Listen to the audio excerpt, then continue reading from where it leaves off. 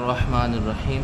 अस्सलाम वालेकुम स्टूडेंट्स, आज हम क्लास 9th की एक्सरसाइज 7.1 का क्वेश्चन नंबर 8, 9 और 10 करेंगे। क्वेश्चन नंबर 8 है हमारे पास, वो कह रहा है the point A and B are end of a diameter, यानी ये एक डायमीटर है सर्कल का, ये ए और बी उसके पॉइंट है। फाइंड द सेंटर, ये सेंटर सी फाइंड करना है। एंड रेडियस, रेडियस क्या होगा, सी से लेके बी तक का डिस्टेंस या सी से लेके ए तक का, दोनों में से जो मर्जी फाइंड कर ले वो क्या होगा, रेडियस होगा, क्योंकि ये भी आर होता है, ये भी आर होता है। चलेंगे, अच्छा सबसे पहले हम क्या फाइंड करते हैं, इस पॉइंट सी को फाइंड करते हैं। ये क्या है, ये ए और बी का क्या है, मिड पॉइंट है। ठीक है, ए और बी का मिड पॉइंट है, उसे हमने सी का नाम दे दिया। अच्छा जी, अब हम इसको फाइंड करते हैं। x1 क्या होगा, चलिए ये मैं आपको पहले बता देता हूँ। ये वाली वैल्यू होती है x1, ये होगा y1, ये वाली वैल्यू होगी x2, ये होगा y2। चलें जी, वैल्यू पुट कर देते हैं। x1 की वैल्यू क्या है, -5, x2 की वैल्यू क्या है, 5 डिवाइडेड बाई 2, y1 की वैल्यू क्या है, -2, y2 की वैल्यू क्या है, -4, प्लस माइनस माइनस हो जाएगा डिवाइडेड बाई 2। ठीक है, 5 में से 5 माइनस करेंगे, 0 डिवाइडेड बाई 2, -6 डिवाइडेड बाई 2।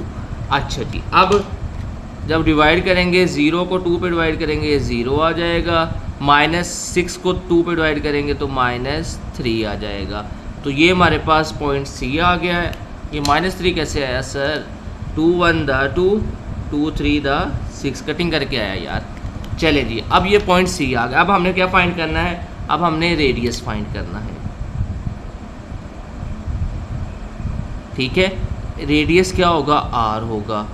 कौन सा पॉइंट लें, सी बी ले लें या ए सी ले लें, चलें सी बी ले लेते हैं, C B.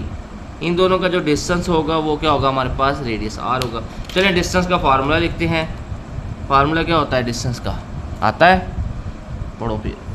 x1 minus x2 का square plus y1 minus y2 का स्क्वायर। ओके, अच्छा जी, अब हमने C और B को देखना है।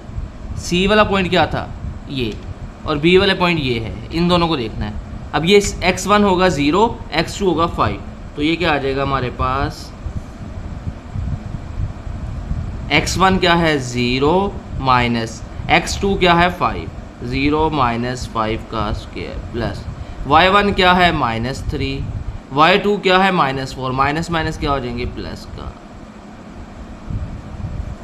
0 में से -5 करेंगे तो -5 का स्क्वायर प्लस 4 में से 3 माइनस करेंगे 1 का स्क्वायर।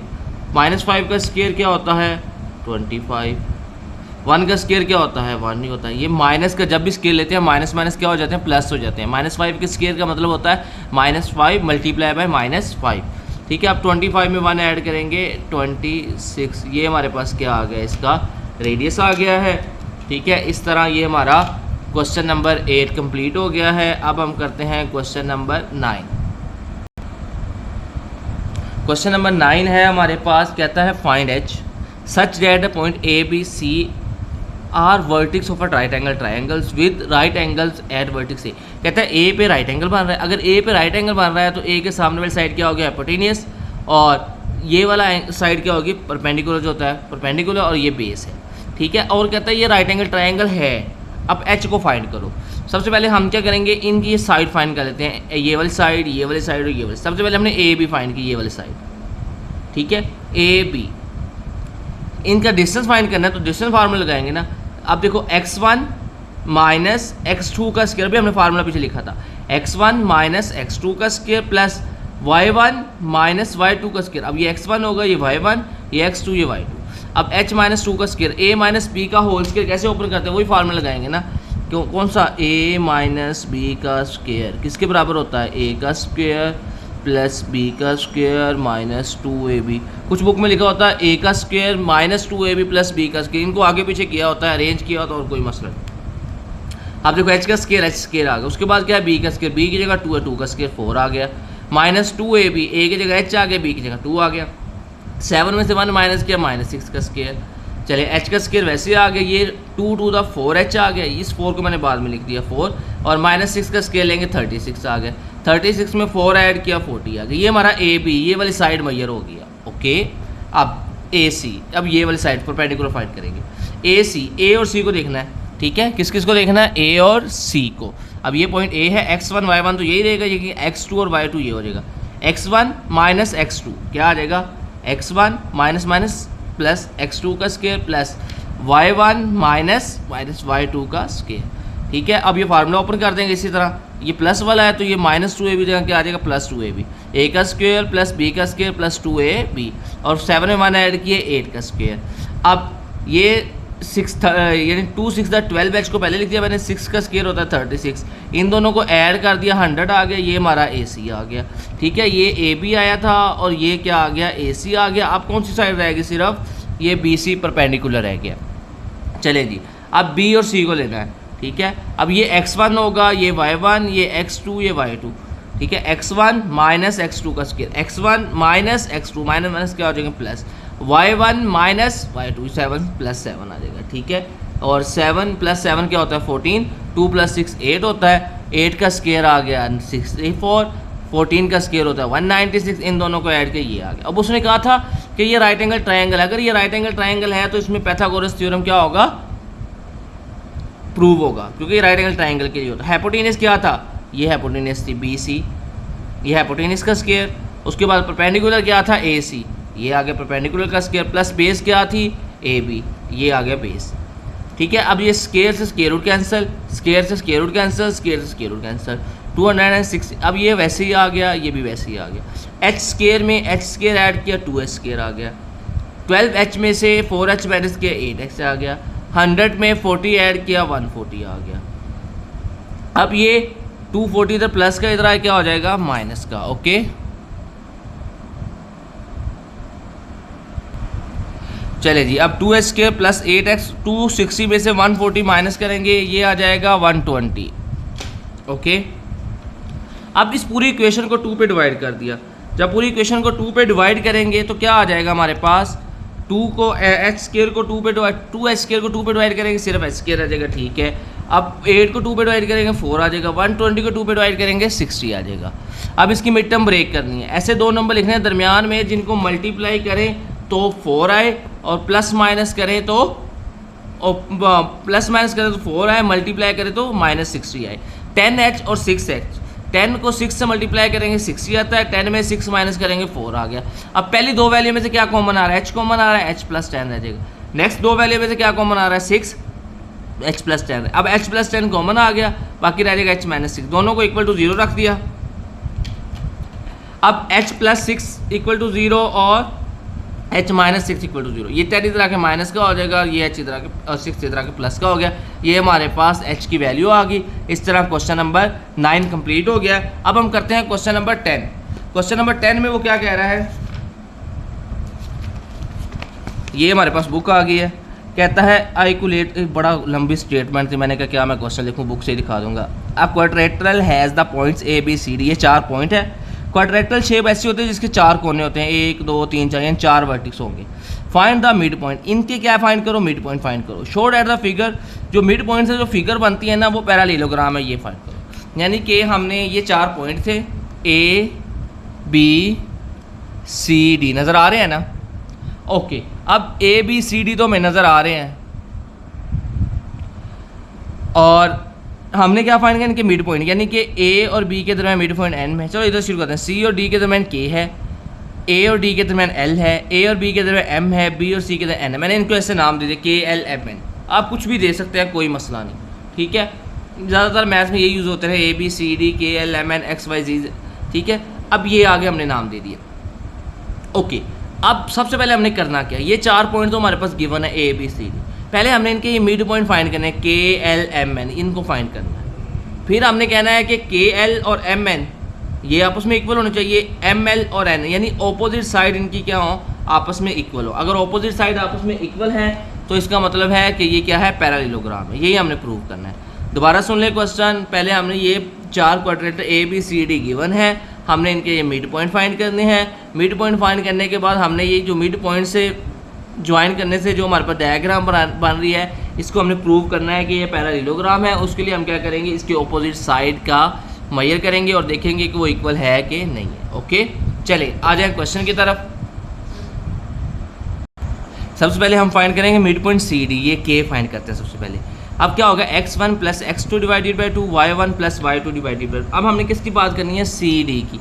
ये x1 होगा, ये x2 होगा, तो क्या आ जाएगा हमारे पास, x1 की जगह क्या आ रहा है -3 प्लस x2 की जगह क्या आ रहा है 5/2, y1 की जगह क्या आ रहा है -7 माइनस y2 की जगह क्या आ रहा है 5 डिवाइडेड बाई 2। ठीक है, x1 y1 x2 y2। चलिए जी, अब 5 में से 3 माइनस किया 2 डिवाइडेड बाई 2, -7 -12 डिवाइडेड बाई 2। अच्छा जी, अब ये -12 डिवाइड बाई 2 है 2/2, 2 को 2 पे डिवाइड करेंगे क्या आंसर आ गया 1, और -12 को 2 पे डिवाइड करेंगे तो ये आ जाएगा -6। तो ये हमारे पास के पॉइंट आ गया। ठीक है, अब हम फाइंड करते हैं एल। अब हमने बात करनी है ए और डी की। अब ए हमारे पास अगर आपको नज़र आ रहा है, ए है 9 3 और डी है 5 -4। पहले हम x1 करते हैं, पहली वैल्यू x होगी 9 और 5, 9 प्लस 5/2, y1 3 -5/2। तो 9 में 5 14/2 आ जाएगा, 5 में से -2/2 आ जाएगा। 14 को 2 पे डिवाइड करेंगे क्या आ जाएगा 7, और 2 को 2 पे डिवाइड करेंगे क्या आ जाएगा, ये हमारे पास पॉइंट एल आ गया, 7 और -1। ठीक है, अब हम पॉइंट फाइंड करते हैं एम। अच्छा, अब है हमारे पास पॉइंट ए बी, इसके दरम्यान जो मिड पॉइंट है वो एम है, ए और बी का। अब ए की वैल्यू एम x1 ए वाला होगा, यानी कि 9 माइनस x2 की वैल्यू है 7/2, y1 की वैल्यू है 3 प्लस बी की वैल्यू क्या है 7/2। तो 9 में से 7 माइनस करेंगे तो ये आ जाएगा 2/2, ये आ जाएगा 10/2। 2 को 2 पे डिवाइड किया 1, और 5 को और 10 को 2 पे डिवाइड करेंगे 5 आ जाएगा। तो ये हमारे पास पॉइंट आ गया एम। अब हम इसका लास्ट वाला मिड पॉइंट फाइंड करते हैं एन, उसके बाद हम इनके डिस्टेंस फाइंड करेंगे और प्रूव कर देंगे ये पैरेललोग्राम है। अच्छा, अब आ गया हमारे पास मिड पॉइंट है बी सी का, तो ये आ जाएगा एन। अब देखो बी पहली वैल्यू है, तो -7 -3 डिवाइडेड बाई 2, y1 क्या है 7 -7 डिवाइडेड बाई 2, तो ये आ जाएगा -10 डिवाइडेड बाई 2, ये आ जाएगा -5, और ये 7 माइनस 0 डिवाइड बाई ये आ जाएगा 0। तो ये हमारे पास पॉइंट आ गया n। तो अब हमारे पास चारों इसके मिड पॉइंट आ गए हैं। अब हमने जर्नल बस इनके ना डिस्टेंस फाइंड करने हैं, और इसको डिस्टेंस फाइंड करने के बाद हमने बता देना है कि ये पैरेललोग्राम है कि नहीं है। अब ये देखो ये डायग्राम, अब हम के एल फाइंड करेंगे और एम एन फाइंड करेंगे, इन दोनों का डिस्टेंस सेम आना चाहिए। इसी तरह चलिए हम निशान लगा देते हैं, ये रेड से लगाते हैं, ये वाली साइड और ये वाली साइड का डिस्टेंस सेम होना चाहिए। उसी तरह ये वाली साइड इसको डबल कर लेते हैं, और ये वाली साइड का डिस्टेंस सेम होना चाहिए। ये अब हमने डिस्टेंस फाइंड करके देखना है, अगर ये सेम आ जाते हैं तो पैरेललोग्राम है, अगर नहीं आते तो नहीं है। सबसे पहले हम फाइंड करते हैं के एल और एम एन, के एल और एम एन का। ठीक है, चलें जी, के एल का डिस्टेंस और एम एन का डिस्टेंस, दोनों का डिस्टेंस सेम आना चाहिए। ओके, अब हम डिस्टेंस फार्मूला लगाएंगे इनके लिए और इसको फाइंड कर लेते हैं। अच्छा जी, सबसे पहले के एल डिस्टेंस फार्मूला क्या होता है, x1 माइनस x2, ये x1 क्या है 1, x2 क्या है 7, x1 माइनस x2 का स्क्वायर प्लस y1 -6 माइनस -1 क्या हो जाएगा +1 का स्क्वायर इक्वल। अब इसका निकालेंगे एम एन का। ये मैंने के एल इसलिए साइड पे लिख लिए थे ताकि हमें पीछे से बार बार देखना ना पड़े। एम एन तो हमारे पास सामने है ना। अब एम और एन का डिस्टेंस, एम की वैल्यू क्या है, इसको एम एन ले रहे हैं तो ये x1 होगा और ये x2 होगा। तो क्या आ जाएगा 1 + 5 का स्क्वायर प्लस y1 कितना है 5 - 0 का स्क्वायर। चलिए जी, अब 7 में से 1 माइनस करेंगे तो ये आ जाएगा -6 का स्क्वायर, और ये आ जाएगा -5 का स्क्वायर। इसी तरह इक्वल के बाद की बात कर लें, ये आ जाएगा 6 का स्क्वायर, ये आ जाएगा 5 का स्क्वायर। तो 6 का स्क्वायर क्या होता है 36, 5 का स्क्वायर क्या होता है 25। हमें पता है स्क्वायर लेते हैं तो माइनस ख़त्म हो जाता है, 36 प्लस 25। तो दोनों का आंसर क्या आ गया, सेम आ गया। चले ऐड कर लेते हैं, 5 में 6 ऐड किया 11, 1 कैरी चला जाएगा, 3 में 2, ये आ गया 61। तो ये भी क्या आ गया 61। तो ये तो हो गए इक्वल। अब हम दूसरा पॉइंट लेते हैं। अच्छा, अब हम लेंगे KN और ML। अगर ये भी आपस में इक्वल आ जाते हैं, इसका मतलब है कि इनकी ऑपोजिट जो साइड्स है वो आपस में इक्वल है। अगर ऑपोजिट साइड आपस में इक्वल है, इसका मतलब है कि वो पैरेललोग्राम है। चलें KN और ML। सबसे पहले हम KN की बात करते हैं। K पॉइंट हमने इधर लिखा था 1 -6 है और N है -50। इन दोनों को देखना है अब आपने, ठीक है। चलें जी, ये हमने 1 माइनस प्लस 5 का स्क्वायर प्लस -6 -0 का स्क्वायर इक्वल टू, दूसरे पे आ जाते हैं। अब M और L, ये M की वैल्यू थी 1 5 और L की वैल्यू 0 है। अब 1 -7 का स्क्वायर प्लस 5, ठीक है। अब ये है 5 और ये -1 है, तो माइनस माइनस क्या हो जाएंगे, फार्मूले माइनस आता है, +1 का स्क्वायर। 5 में 1 ऐड के 6 का स्क्वायर क्या होता है 36, -6 का स्क्वायर क्या होता है 36। ओके हो गया सर। 1 में से 7 माइनस के -6 का स्क्वायर भी क्या होता है 36। 5 में 1 ऐड किया 6 का स्क्वायर भी क्या होता है 36। ये क्या आ गया 72 और ये भी क्या आ गया 72। वाओ, दोनों क्या आ गया आपस में इक्वल आ गए। आप देखो, तो इसका मतलब है इनकी ऑपोजिट साइड आपस में इक्वल है। हिंस प्रूव्ड हो जाएगा कि जो हमारे पास मिड पॉइंट के मिलाने से जो हमारे पास शेप बनी है वो क्या है पैरेललोग्राम है, ठीक है। इसे नीचे लिख देना, हिंस द, यार वही लिख देना कि जो ये मिड पॉइंट आए हैं उनको ज्वाइन करने के बाद जो हमारी शेप बनी है वो क्या है पैरेललोग्राम है। ये हमारी मिड पॉइंट के ये वाली जो शेप, इनके आमने सामने वाली साइड क्या आ गए इक्वल आ गए, इसका मतलब ये क्या है पैरेललोग्राम है। इस तरह हमारा क्वेश्चन नंबर 10 कंप्लीट हो गया है और इसी तरह एक्सरसाइज 7.1 भी कंप्लीट हो गई है। अगर आपको वीडियो अच्छी लगी है तो अच्छी बात है, अच्छा, और अगर अच्छी नहीं लगी तो मुझे गाइड करें कि मैं किस तरह आपको और अच्छे तरीके से पढ़ा सकता हूँ, ठीक है। और दूसरी बात, इसको शेयर करें अपने दोस्तों के साथ ताकि किसी और का फ़ायदा हो सके। 9th क्लास के बच्चों के लिए ख़ास तौर पे ये मैं बना रहा हूँ। अल्लाह ताला इसको कबूल फरमाए, नेकी समझ के काम करने की तौफीक अता फरमाए। ओके बेटा, अल्लाह हाफिज़।